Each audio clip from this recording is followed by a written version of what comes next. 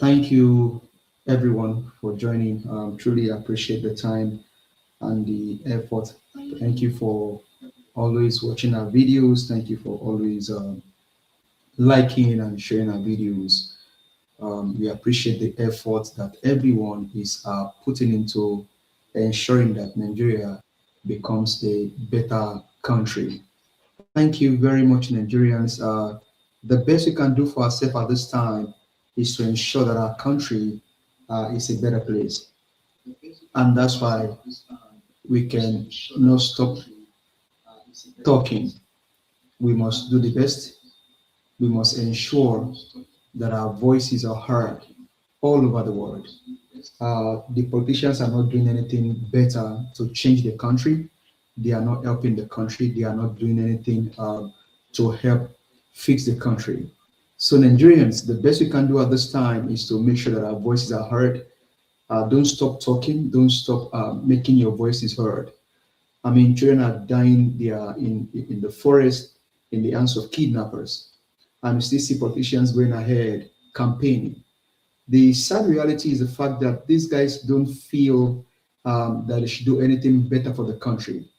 It's so painful, it's so touching. And so, as a Nigerian at this time, the best you can do for your country is to make sure that you put your voice out there. Countries all over the world are advancing in technology, emerging health. Countries are doing the best for their own people. But in our own country, what we encounter today is suffering, pain. We see Nigerians in the hands of kidnappers, and the politicians are not doing anything better to help the country. And so, Nigerians, the best you can do for your country is to make sure that your voice is heard, is to make sure that all over the world your voice is being heard. And so we encourage Nigerians to constantly do the best for their country, constantly put your voice out there, constantly ensure that your people get their PVC, ensure that your people go ahead and ensure that their voices are heard all over the places. I mean, for example, a man like Sonny Osu sang this song so many years ago. This song, Nigeria Now or Never, was sung several years ago. And that song is still making wave. And so, Nigeria is now or never. We cannot allow these criminals, we cannot allow these politicians to destroy our common patrimony. And so, Nigerians, let your voice be heard. Don't stop talking. Don't stop letting your voice be heard. Because once we stop talking, then the criminals take over. Once we stop talking, they take over the country. So the best we can do at this time is to make sure that we keep talking, we keep speaking. Things are not going to be very easy, and so that's why we must ensure that we put our voices out there.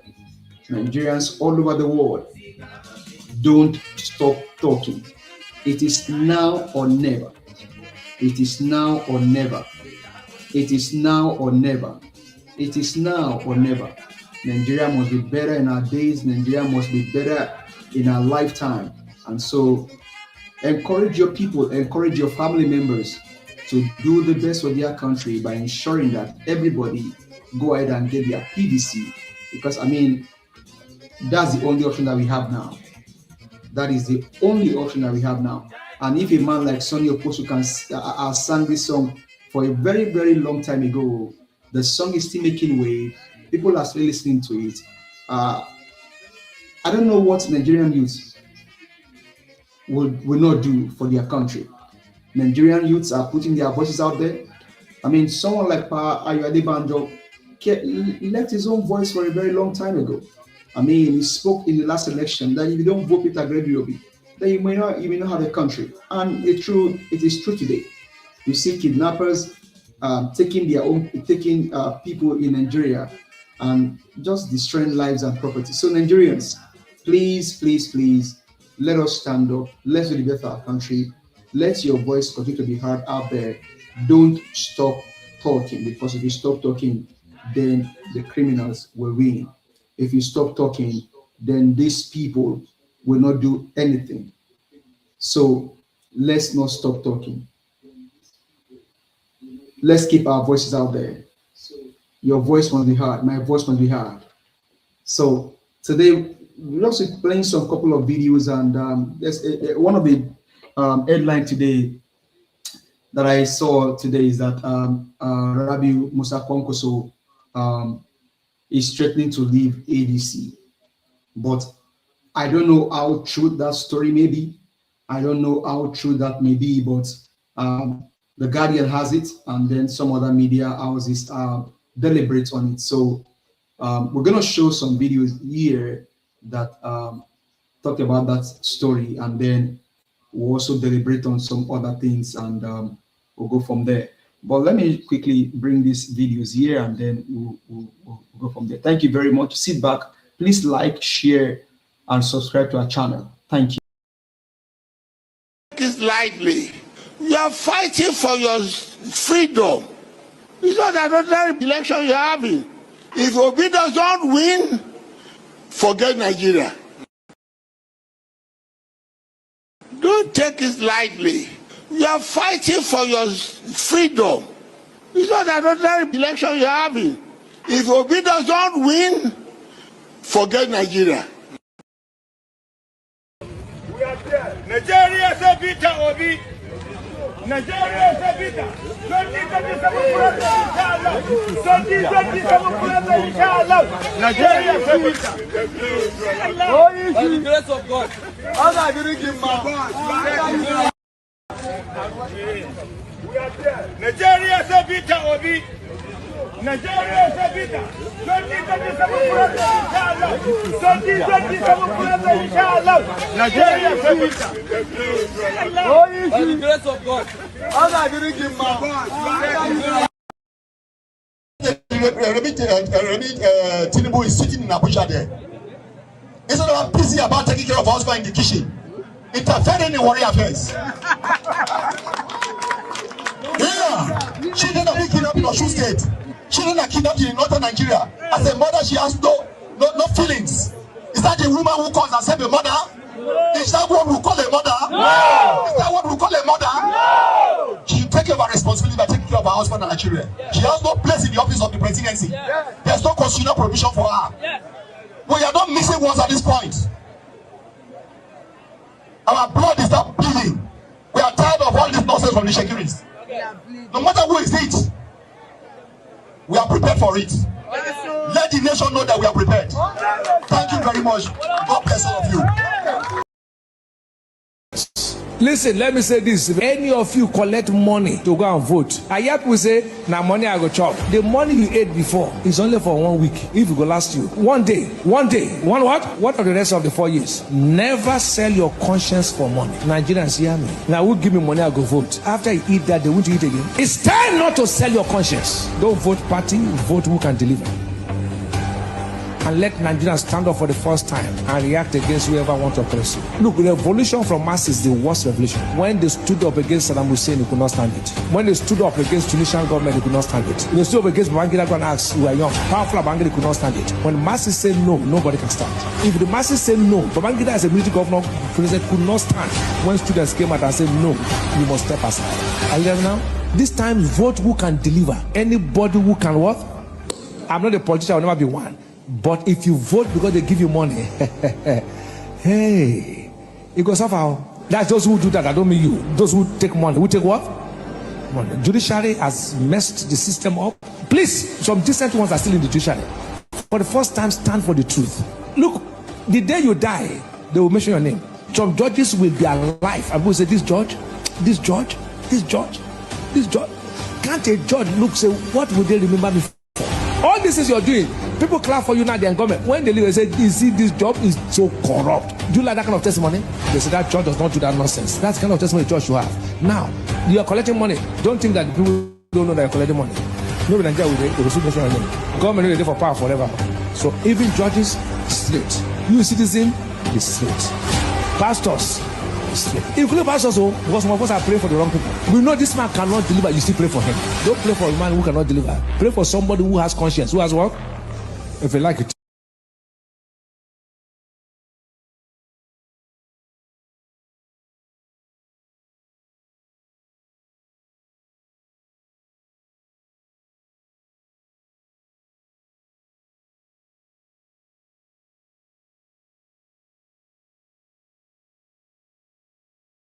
The Director General of the Bureau for Homeland Security, retired Air Commodore Jacob Agbamwan, clarified that the recruitment of forest guards is a federal responsibility. He said recruits from the state had already commenced training.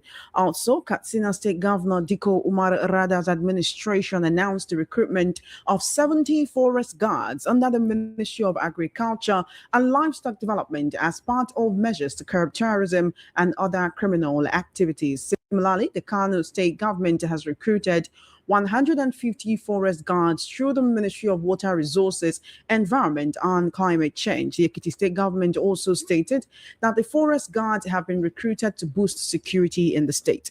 These recruitments are expected to supplement the efforts of other security agencies in combating terrorism and kidnapping across the country.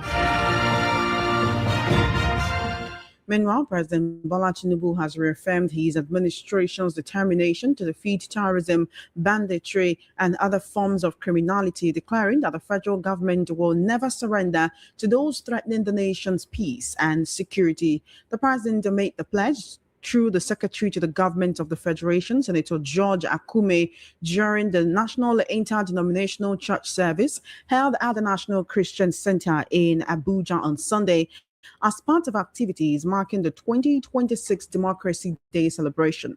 Addressing worshippers on behalf of the president, Akume said the government remains committed to strengthening. Joining us today, Navan, the #1 rated business travel platform.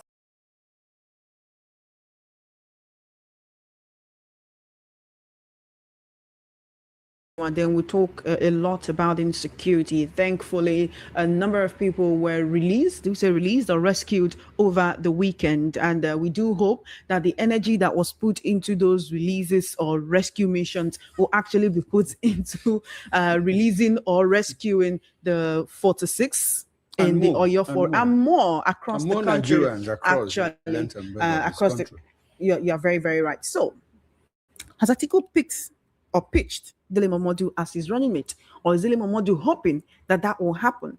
Because when you share a campaign style poster and then it's not the type where, you know, there are some you see whereby they are campaigning for the person and they just put their picture in one corner to say, I stand with this person. This time around, what we saw there is Atiku Abubakar and Dele Momodu. So, I mean, the search for a running mate continues. Is Dele Momodu a viable choice? If he were a choice, is he a wise choice? Well, Dele is pitching. You know He's what pitching. they call pitching, you know, in probably... Like, see me, I'm here.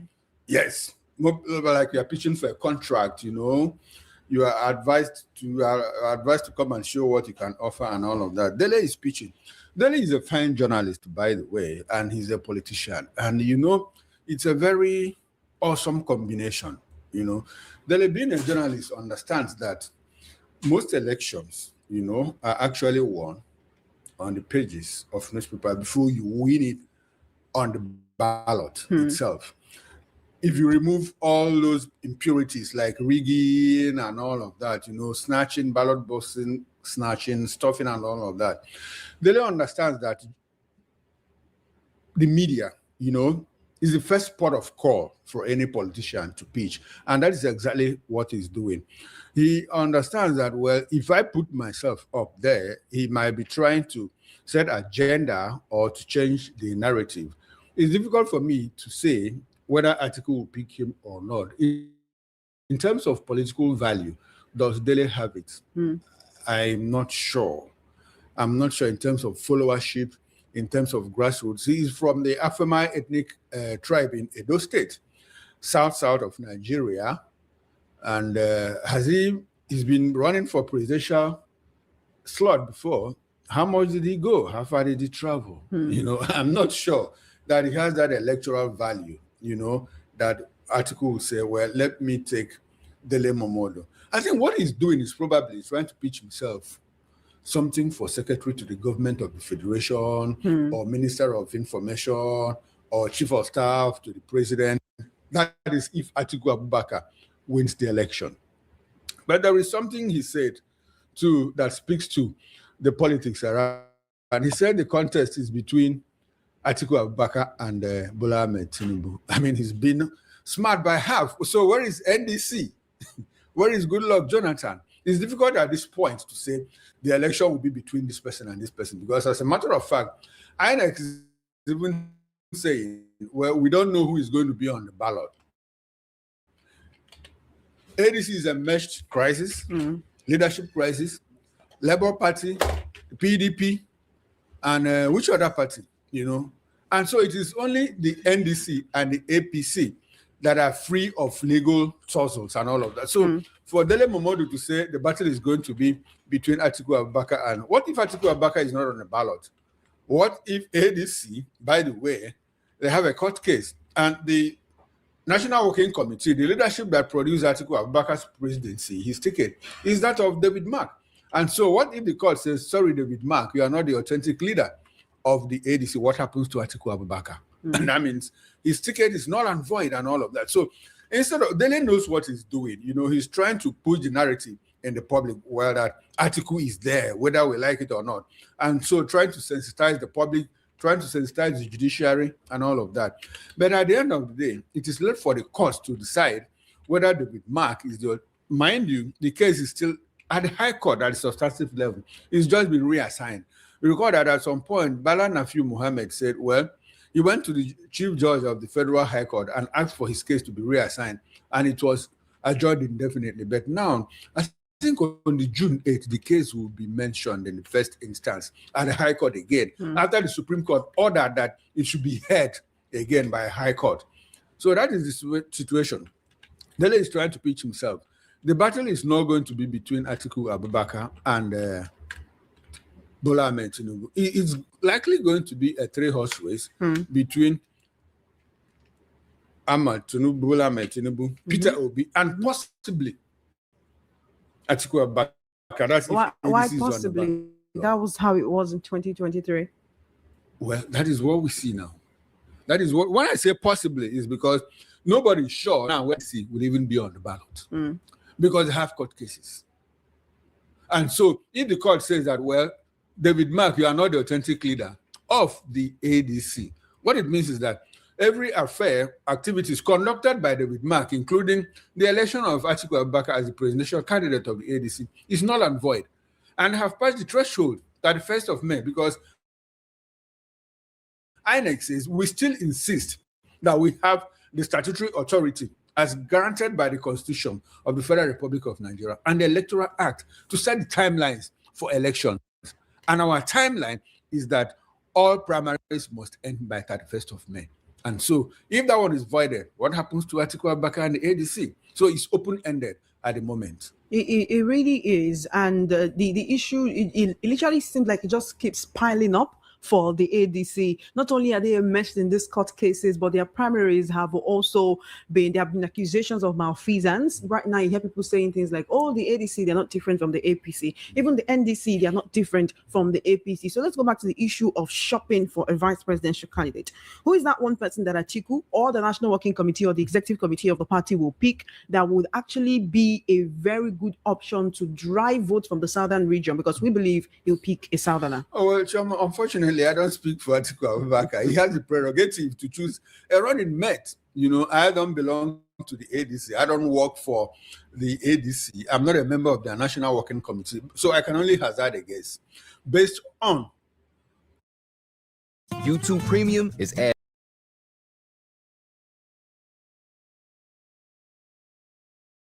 available in public. Now, Rotimi Amechi says, hey, I don't want to be vice president to anybody. I want to call the shots.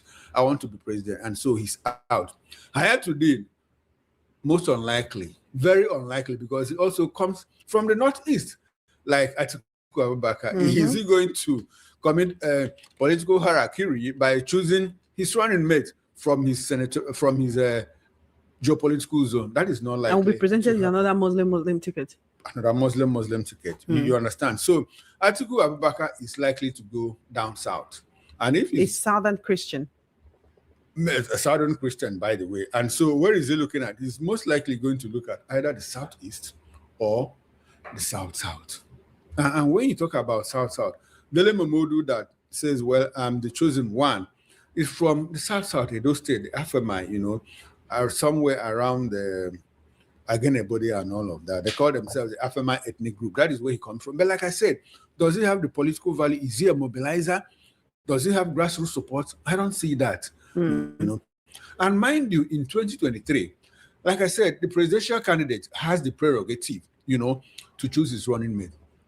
But then, in terms of, because of political inclusivity, what they normally do is they will call stakeholders meeting and say, okay, who do you think, that has the capacity in terms of experience, in terms of value, in terms of grassroots politics mobilization that can be chosen as a running mate, so that the person will add value, to the presidential candidate.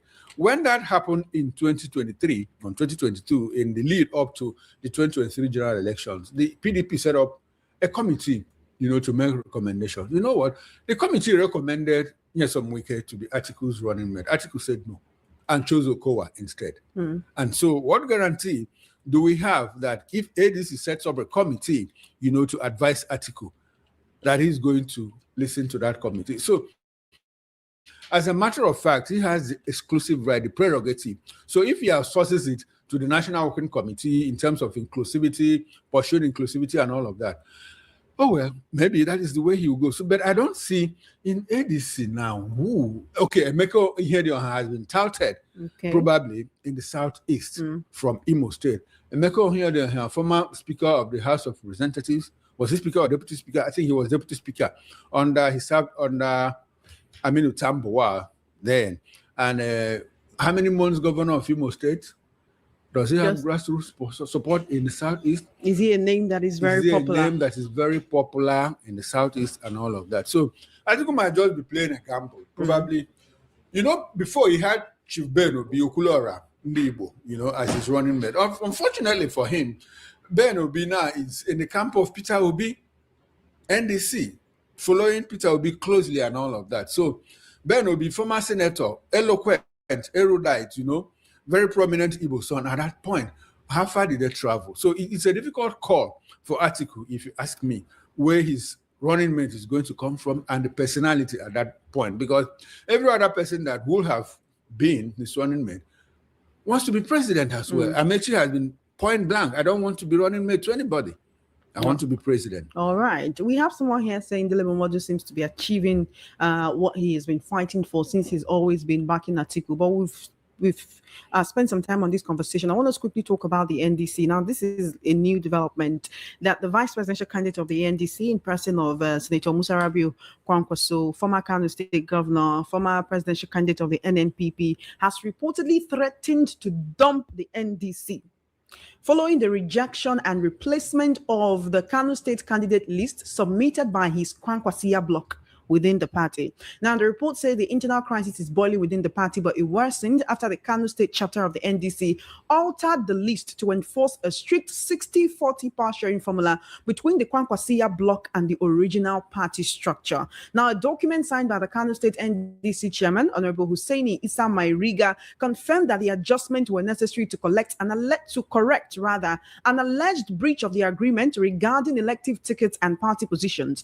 where Kwankwaso's camp was allotted 60%, while the pioneer structure retained 40%. The revised list, which has been copied to the NDC national leader, Senator Osiriake Dixon, and the Northwest Zonal chairman, replaced several Kwankwasia loyalists with alternative candidates across key federal and state constituencies. Now, this gives us an insight into the kind of conversations they had behind the camera before they actually presented it as vice presidential candidate or before they joined the party. Now, what we are seeing here looks like, you have to give people from my block, you have to give them certain positions. You have to make sure that, they get the primary tickets, let them go and contest. If they win, all good, all well and good. But if they do not win, they will have to go home and lick their wounds, but let them get the ticket. And now we see that is not happening. And we're getting reports that Kwankwaso is threatening to dump the party. Can he really afford to do that at this moment? Or he's just...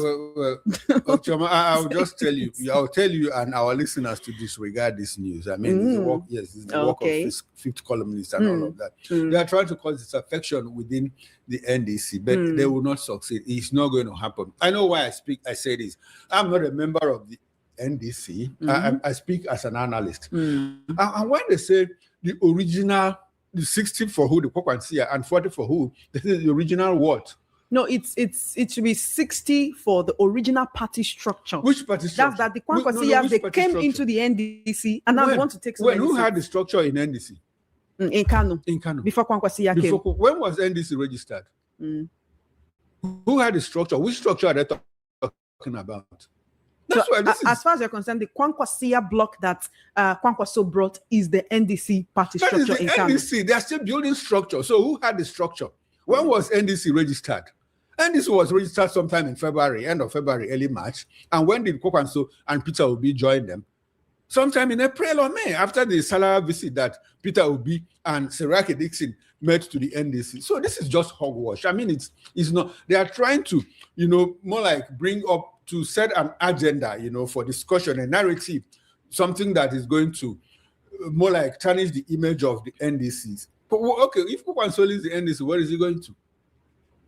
It's something that if this thing is actually a fact, which I doubt, based on the foundational elements of it, like when they say the original party structure, who had the original party structure? When did they build it?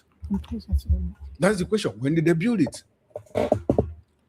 So it's just hogwash. It's nothing. Just disregard it. There's nothing. Even if it is true, they'll be able to resolve all of that. What makes you think that it is actually impossible for this to happen? And well, you've said that they could resolve all of that. But would you say that those who are handling this NDC party structure in Kano State, everybody is at this point trying to put their hands into the porridge pot, fixing different people in different places so that it's like, oh, I have somebody that speaks for me. I have somebody that works for me. No, people, I mean. Because it feels like there's an expectation in the air that the NDC is the Labour Party of 2027. Okay. Because of the Obedient and Kwankwasia, the merging of the Obedient and Kwankwasia movement. See, the personality of Kwankwaso in Kano State will not allow this happen. Kwankwaso has a larger-than-life image, not just an image, but in reality, beyond perception, in Kano State. And so nobody will try this nonsense that they are profiling here, that they are projecting here, with Kwankwaso in Kano State. He will not. Kwankwaso, as a matter of fact, the APC had a sitting governor in 2023, and NPP, under the watch of Kwankwaso, be the APC at the global level. You know what that means? So Kwankwaso more like, if you could say that somebody, if like you are saying Louis XIV says, like in France, I'm the state and the state is me. If it is possible in modern day Nigeria to say that, that is what Kwankwaso should be saying in Kano State. So I find it difficult to believe that people are going to supplant names of Kwankwasia members, with their own names, and Kwankwaso will let it slide. And now threaten that he's going to dump the NDC. Dump the NDC to where? The window has already closed. INEC is saying you can't move at this point. So where is he dumping them to? Choma, forget this. It's trash. All right, then let's talk about insecurity, a very unfortunate scenario in our nation that we have to talk about every single day. Thankfully, over the weekend, we saw that Adilabu's family members were released. You must have seen the whole video of absolutely. The kidnappers, and some people were saying, oh, other Nigerians are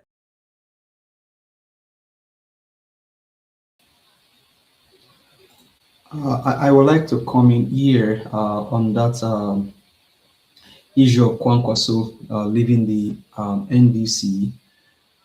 Basically, one thing that Nigerians must truly understand is the fact that Tinubu and his guys, there is nothing that they cannot do. And I also saw earlier that there is a news now flying that maybe they may possibly deregister NDC. And that story of Kwankwaso trying to leave NDC did not just circulate from Voice of the People.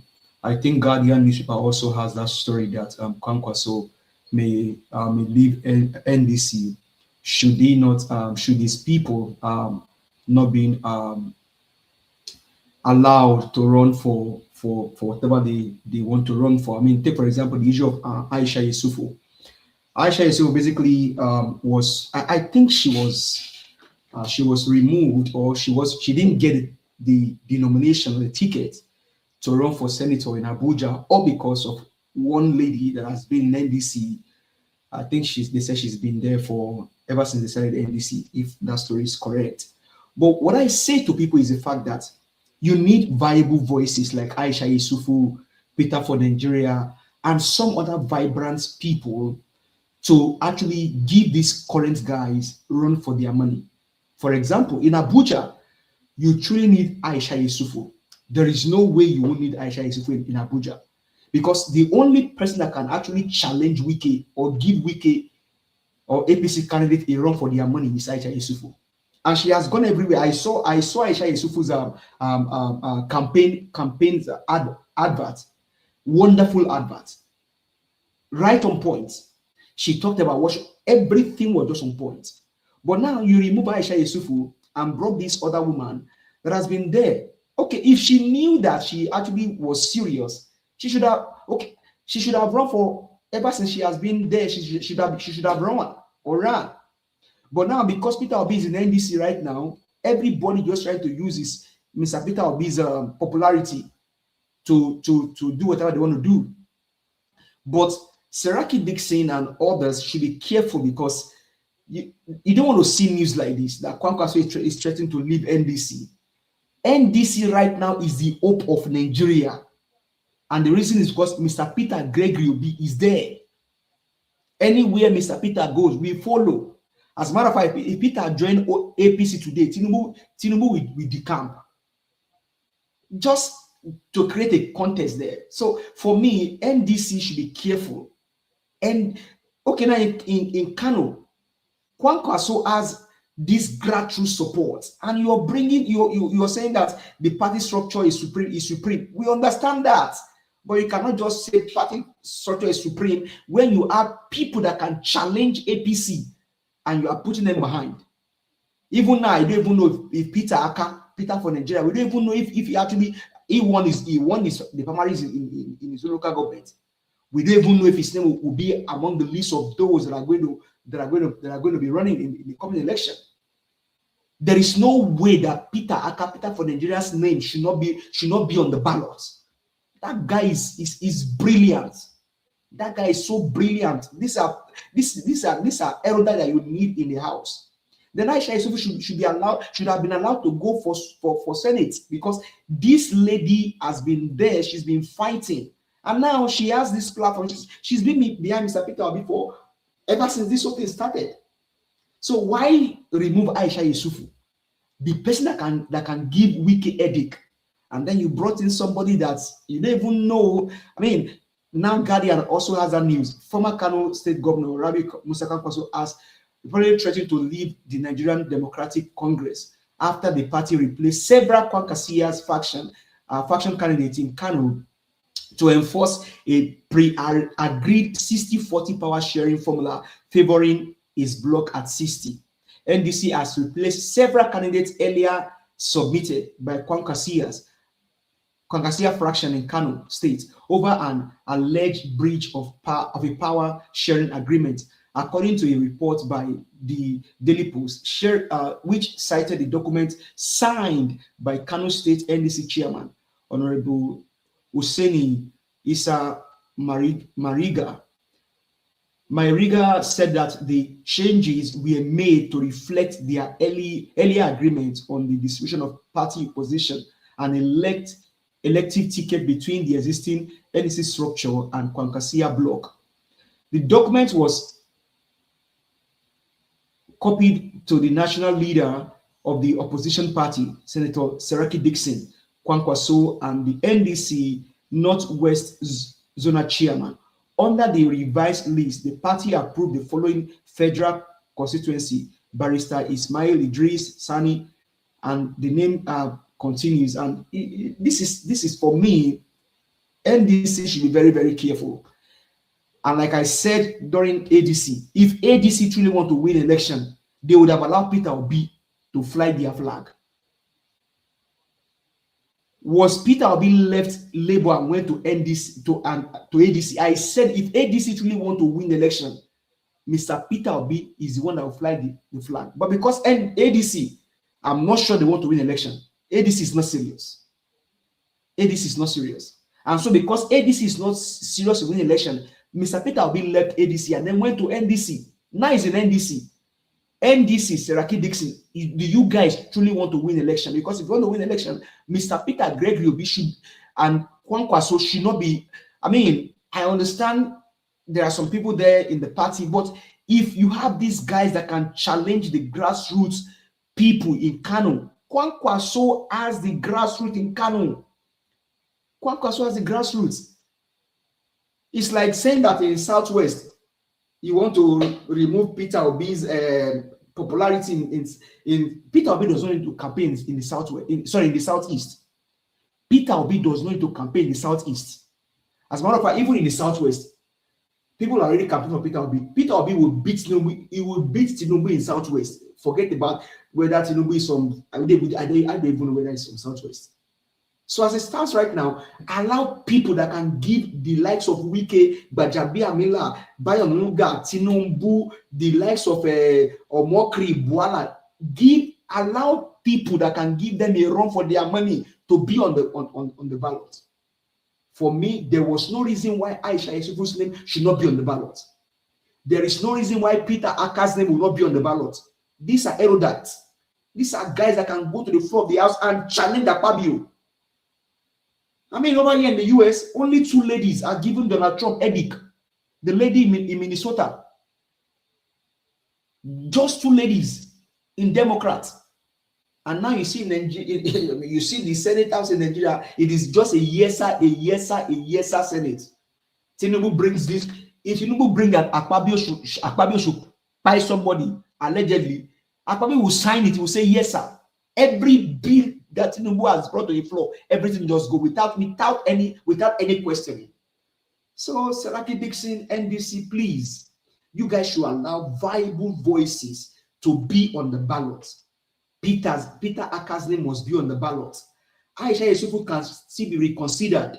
This is a lady that can remove Kingibe and then give Wike a run for his money. So you guys allowing career politicians or this way that you consider that they've been there for only God knows when. For me, I don't think that should even hold any ground. If they were serious, they should have run in the previous election.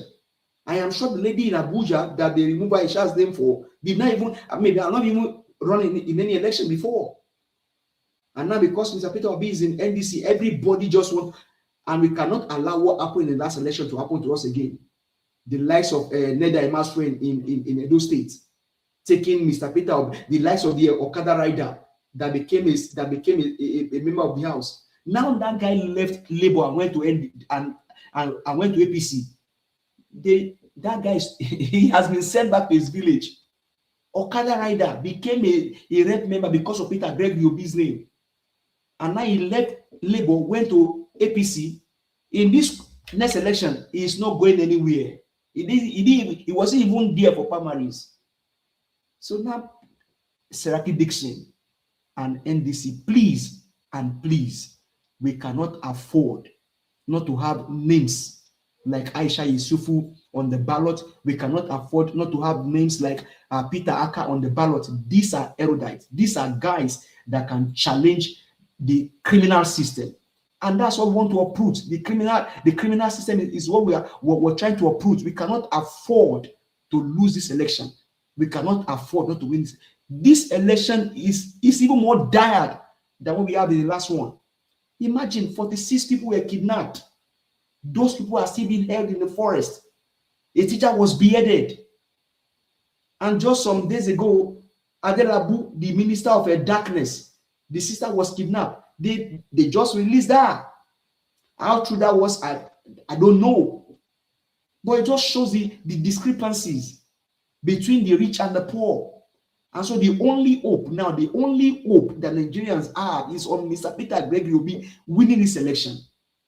And like we keep saying here, and like Payo Adibadu has said, this election is more dire than the last one. And so NDC, please, Seraki Dixon, we cannot afford not to have erudites on the ballot.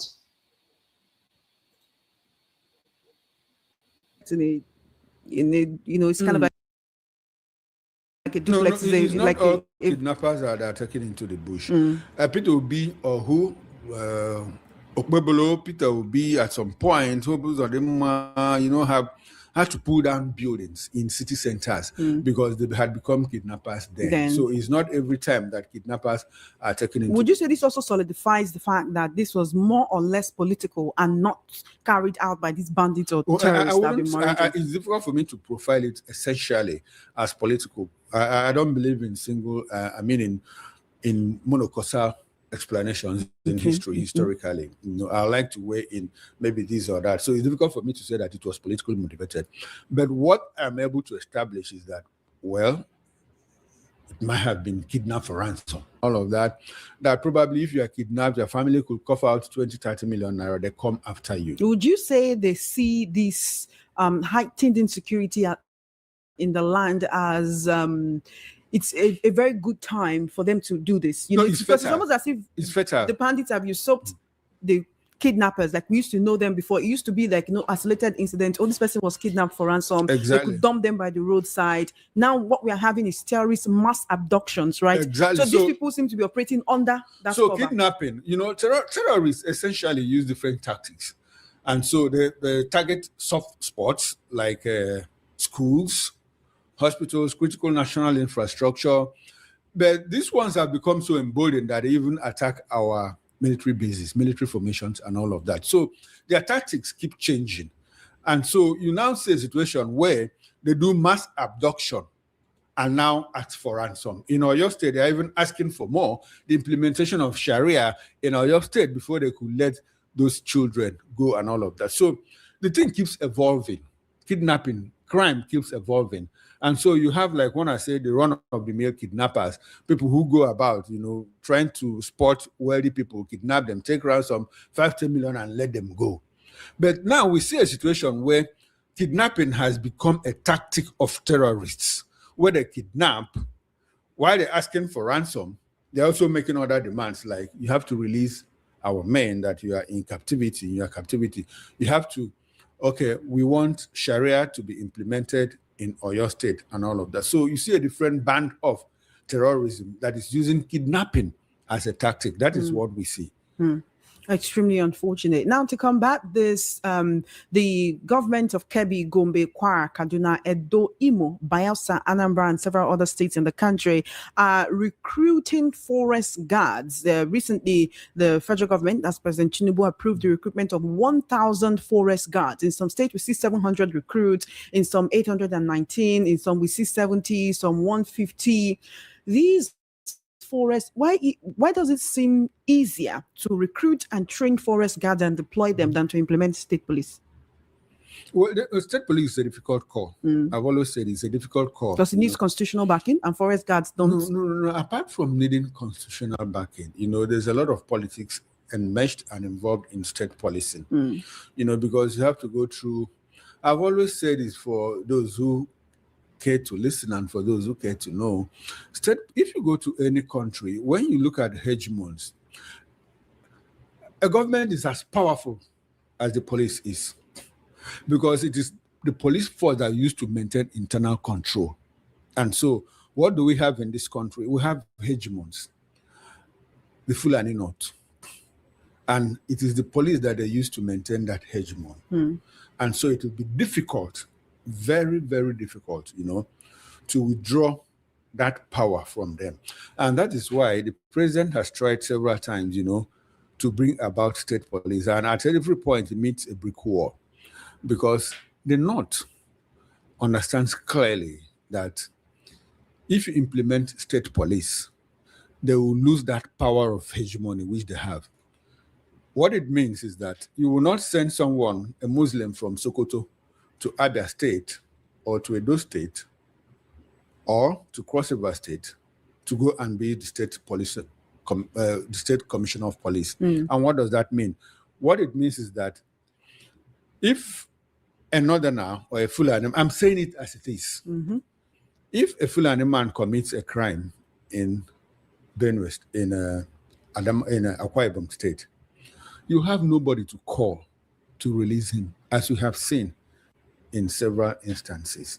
Where we saw about 6 weeks ago or 2 months ago, a Fulani kidnapper was arrested in Edo State. They took him to the police station in the evening, around 6, 7. By the time the natives, the community leaders came back in the morning, a call had been made and he was let go.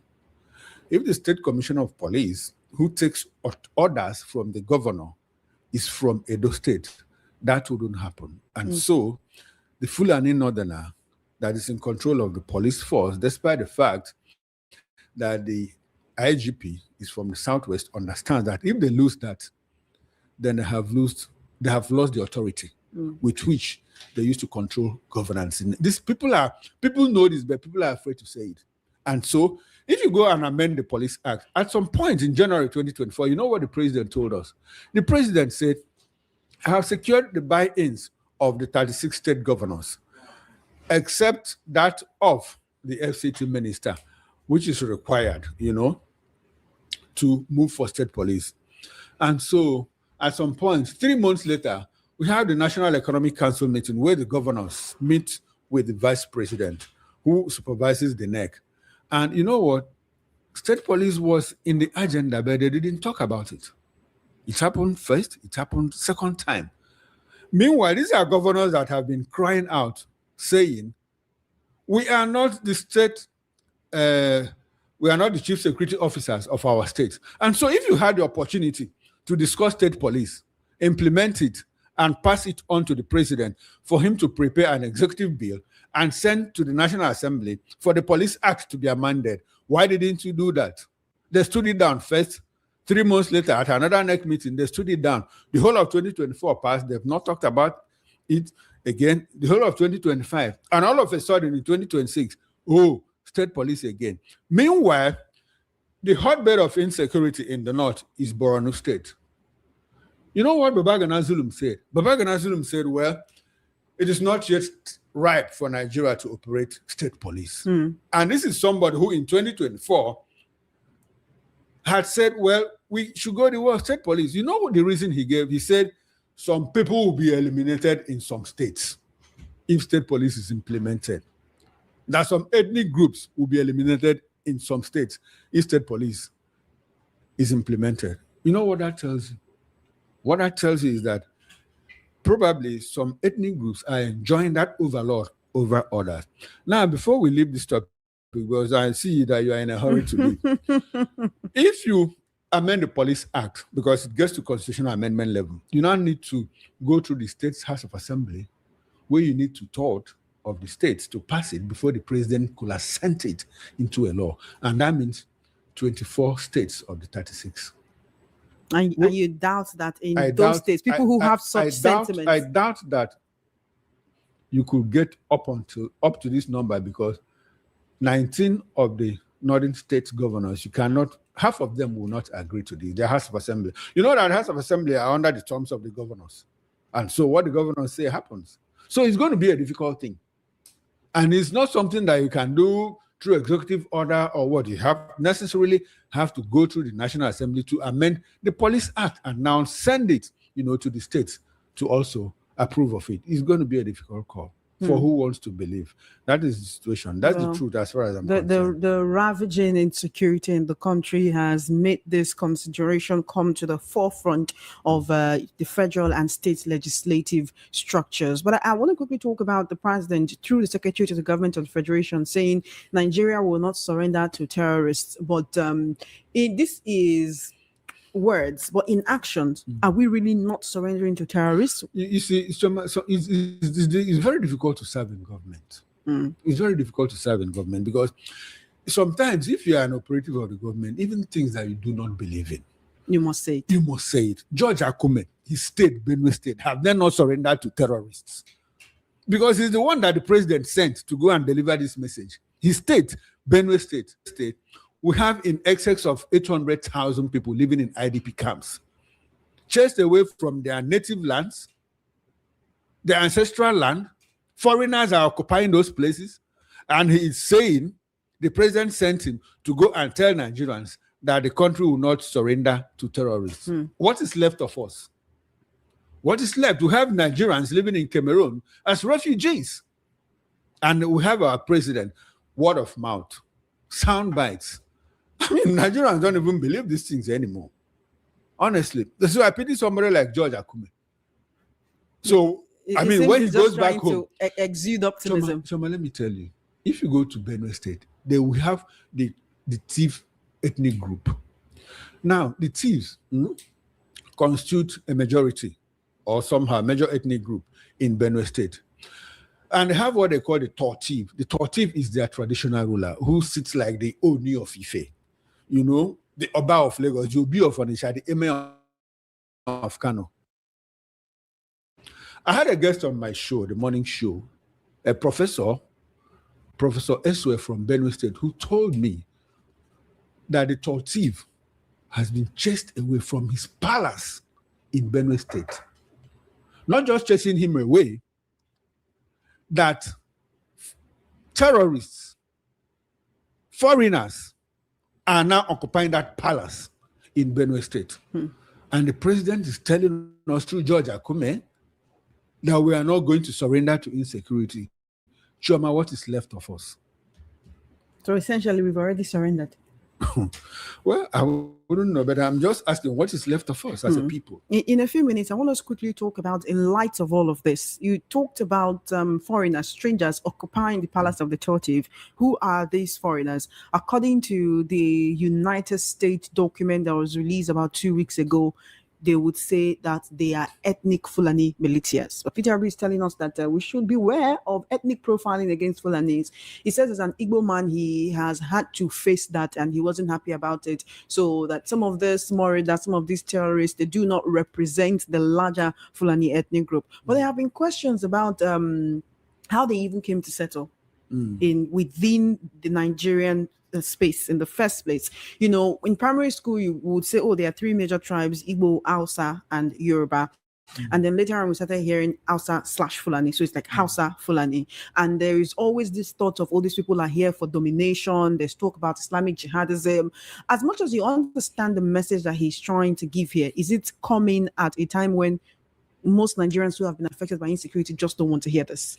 Well, the fact is that Peter Obi is being politically correct, you know.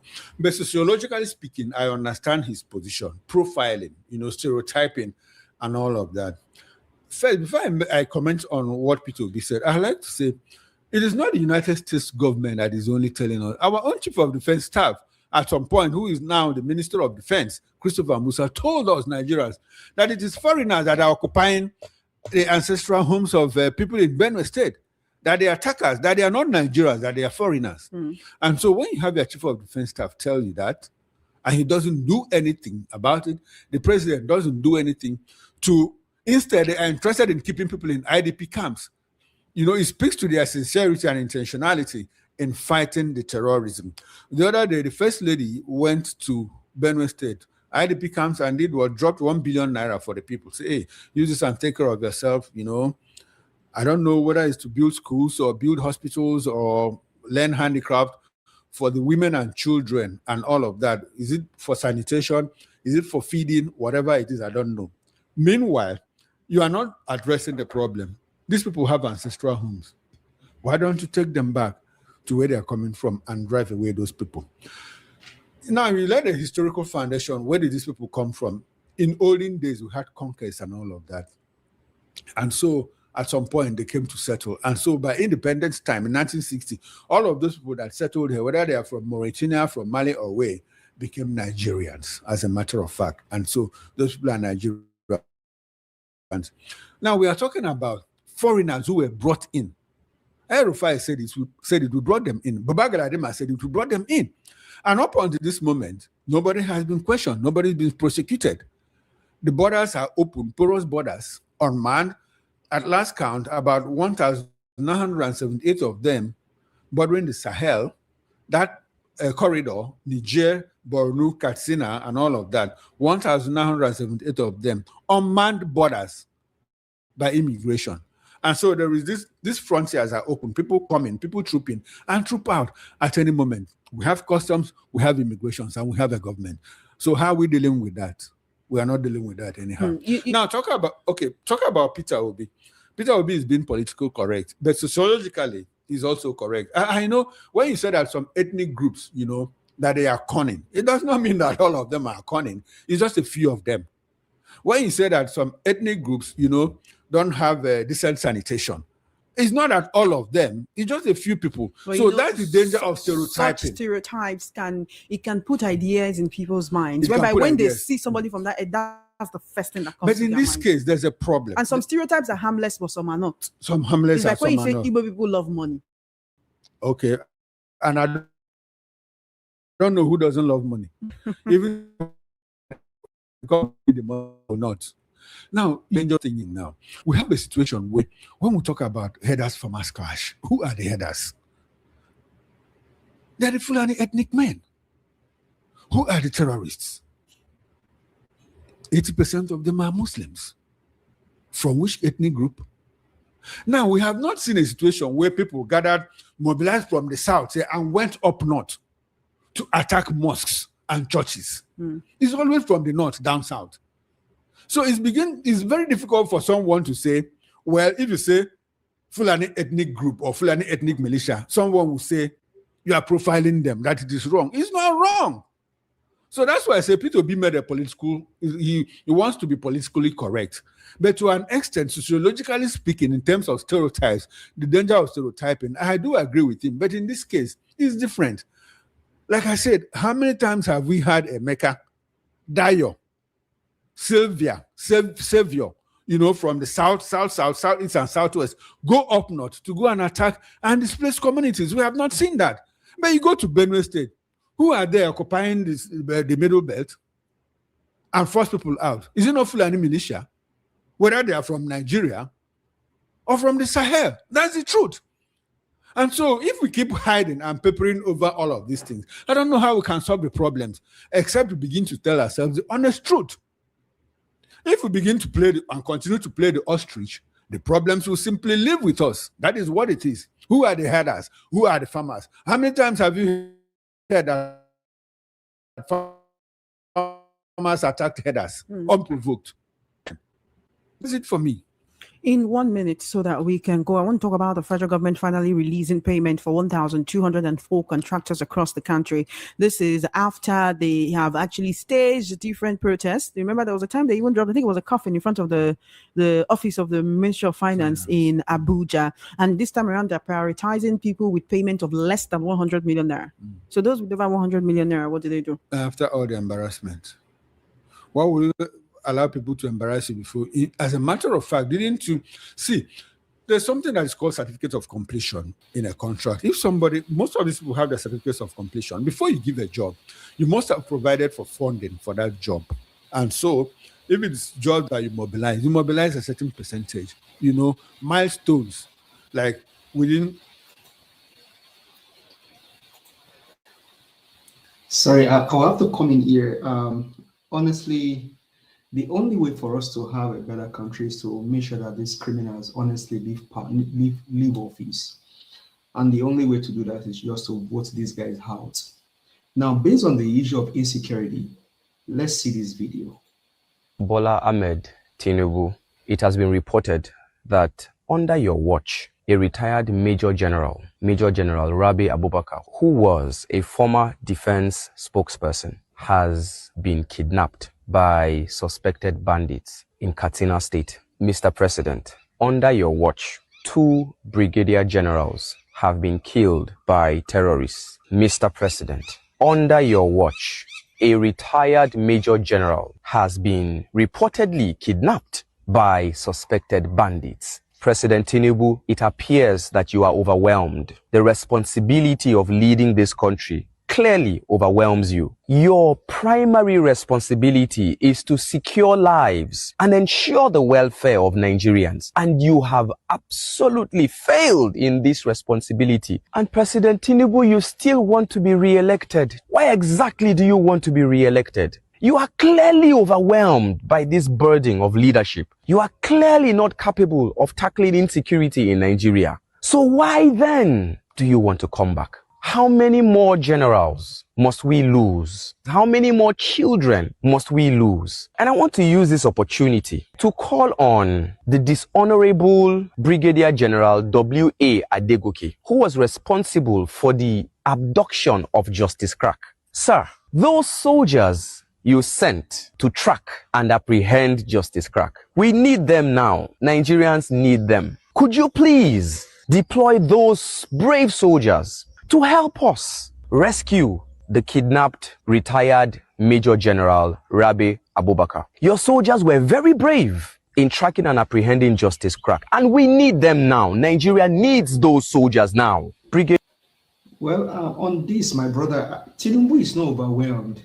Tinubu is not overwhelmed. I mean, if it was a same country or a better country, he himself would have resigned. Now, you now begin to hear stories like, oh, before Tinubu came to power, there was already insecurity. And so security is a collective effort of all Nigerians. Well, you can say that. In the US, you have Democrats, you have Republicans. As soon as Republicans get into power, they tell you it is now the US. It is the White House of Donald Trump. So every responsibility of security and protection of life and property falls on Donald Trump. As a matter of fact, the Democrats will call out the Republicans that they are not protecting Americans. But in Nigeria, all you can hear is, oh, Tinubu, before he came into power, insecurity was there. Let's see this other video. The national discussion now is the issue of security and insecurity. When people, can call themselves extreme politicians, insult the president and, talk about insecurity as if the insecurity just started within the administration of the president. It's very unfortunate.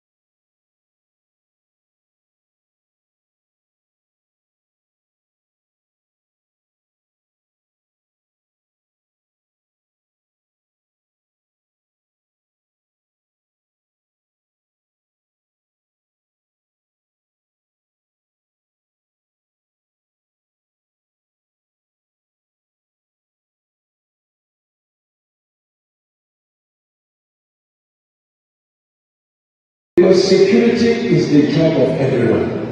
The security, should not be politicized, should not be organized. Why is it that any time we're trying to have an election, there is, heightened insecurity? This is very, very unfair. And so, if anybody has hands in the insecurity because the person wants power, God will resist such a person. God will resist such a person. So we stand with the president, we pray. You see, my problem with this particular conversation, that we should not blame Bola Tinubu for what is happening to our security or the security of lives and properties of Nigeria, because he didn't start from him. Okay, I can agree. By way of common sense, I can agree. But then the inconsistency involved in this conversation is what irks me. Because there is nothing that Bola Tinubu is trying to fix, if there is anything at all that he's trying to fix, that he started.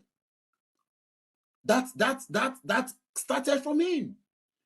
The fuel subsidy regime that he stopped, it didn't start from him, but then he stopped it according to what is on paper. Of course, we are hearing rumors that fuel subsidy may just be being paid. The foreign exchange market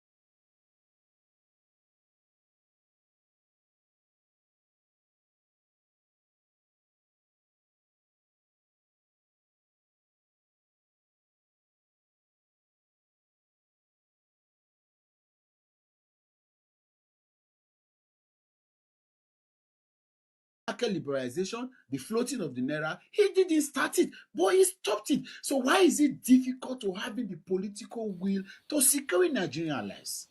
So when you come with this gaslighting or this inconsiderable irresponsibility and unaccountability to the Nigerian people, that because he didn't start, Nigerians should continue to die, but Nigerians should continue to suffer this mayhem, it's discerning. And some of you are running with these lies everywhere.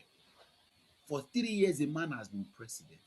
You've not had the political will strong enough to be able to secure lives. No, I think the question to even ask, Tinubu owns Ohando. Ohando, who has been trying to buy a Jeep before Tinubu became president. As soon as he became president, he bought a Jeep. Now, can Tinubu close his eyes and allow his own investment, his own business for 3 years to run like Nigeria is running? I bet he will not. Tinubu will not hire an accountant that is a forged certificate. Tinubu will not hire an accountant that forged certificate. Tinubu will not hire a driver that did not pass driving test. Shut up your mouth and resign. Step aside. Stop telling this nonsense that he didn't study because of that. So we should continue to die. Did he start fuel subsidy? All of the things he's trying to do, the increment of non-oil revenues, and all of the things, has it been the culture? Has he not tried to make improvement if there are any? But let's common sense, there are no improvements. tell ourselves the truth. Let's really answer the question, when did it start? Boko Haram, as we hear now from records, started sometime in 2009. There are records, there are events, there are newspaper reports that shows that 2 former governors of Borno State, where he started from, have been accusing each other of who started that trial. An aide to former governor Kazim Shettima was arrested for links to Boko Haram. In fact, former governor Ali Modu Sheriff, at a time in 2016, had said, point accusing fingers to Kazim Shettima. In 2017, at an event in Port Harcourt, he said that it wasn't him that started Boko Haram. They should hold Kazim Shettima for escalating whatever happened in And that Kashim Shettima now is the vice president of the country. Boko Haram. That Yusuf, the man that was said to have been the leader of the Boko Haram, was a strong critic of the government. Clashes happened, the governor refused to manage it properly. The man was taken to prison, extrajudiciously was taken off by men of the security forces, and that escalated Boko Haram till tomorrow. And let's even get even deeper. Who has benefited more from the escalation of insecurity in Nigeria? And now we are talking about heightening insecurity in 2027. Let's not forget that in 2015, insecurity was so high that elections were postponed with 6 weeks, for 6 weeks. Election was shifted from February to March because of heightened insecurity. Who benefited from that? In 2014, the twilight of the Goodluck Ebele Jonathan's administration, then Minister of State for Education, Nyesom Wike, Barrister Nyesom Wike, the same Nyesom Wike, wrote a letter to the then governor of Borno State, Governor Kazim Shettima, to say because of the insecurity in the north of Nigeria, where communities were being sacked and Boko Haram were holding territories. Please, certain areas should be red flagged and should use exams. West Africa Senior Secondary School certificate examination was both WAEC and ECHO should not be allowed to be written there. Kazim Shettima, the letter is in public. This is the letter. He wrote it to him, signed and authorized by him as supervising minister at the time. That particular letter was ignored by Kazim Shettima.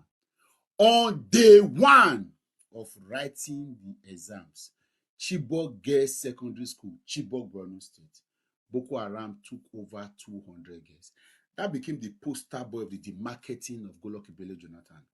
And that became the beginning of the beginning. All of the crisis the man has managed. Let's go back to 2011 elections. Post and pre and post. All throughout that period, till 2015, Goodluck Ebele Jonathan had to leave office after several attacks with all of the things. He gained worldwide attention. People on the streets bring back our guests. Goodluck Ebele Jonathan lost relevance, became unmarketable, was seen to be a weakling that could not secure and save Nigeria. And that was where Tinubu was making all sorts of tweets that the box stops on your table. Goodluck lost. Who benefited from all of this charade and drama? Let's not forget that in 2011, Kabir Sokoto, a wanted terrorist who had taken several lives, bombed Yanya, bombed the church in Abuja, in Madala, Abuja. He was arrested and he escaped. He was later caught in a private lodge of the then governor of Borno State, Kazim Shettima.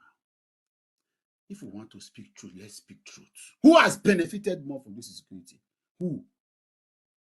You took over power, putting all of this engineering. You did that as tactics, master strategies they call you. Today, you cannot deal with the fire you started. Leave office. Don't deceive yourself.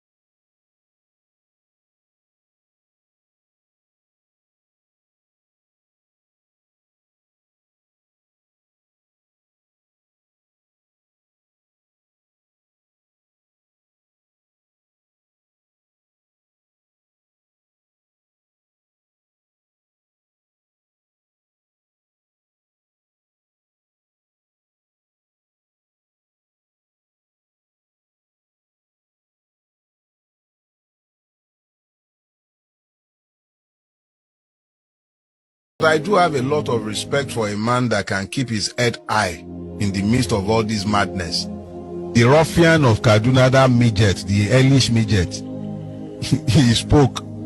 They are already looking to cage him.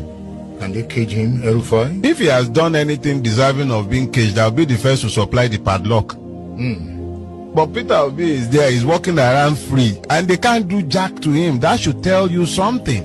If it's only because of that, it should be applauded. If I'm going to vote in the coming election, which I already seriously doubt, but if I will vote, if situations remain as they are, and Peter Obi is on the ballot, I'll vote for him. Why not sure? The question is this: what am I engaging with? Am I engaging with persons, or am I engaging with programs? Showore, you ask, is he running as a politician, or is he looking to crystallize a revolution? If he's running as a politician, it means he's playing politics, right? How well has he positioned his party? Can I take him serious as a political candidate? Has he sold? What are the programs that he's selling? I admire him as a person. I respect his doggedness. But when it comes to politics, I personally do not believe that even his party takes politics serious. It shouldn't be too difficult for a party that deems itself revolutionary to educate the Nigerian people about their objective conditions. How well that party has done that job will reflect in its fortunes at the elections. I am just not persuaded. I wish them good luck, but I'm just not persuaded.